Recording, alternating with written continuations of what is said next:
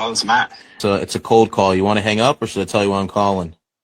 You can tell me. I don't have a whole lot of time. No worries, man. I don't got a lot either. I'm going through a lot of people here, a couple projects to work on. But we work with a lot of contractors, epoxy floors, just like yourself. What they end up telling me most times is they're relying on referrals and warm leads. And when those dry up, so do the estimates. We give them a consistent flow of leads that also has them as the go-to people. So you're actually working with people that want the jobs and are ready to get some work done and can afford your premium service. But I'm guessing none of that actually relates to you.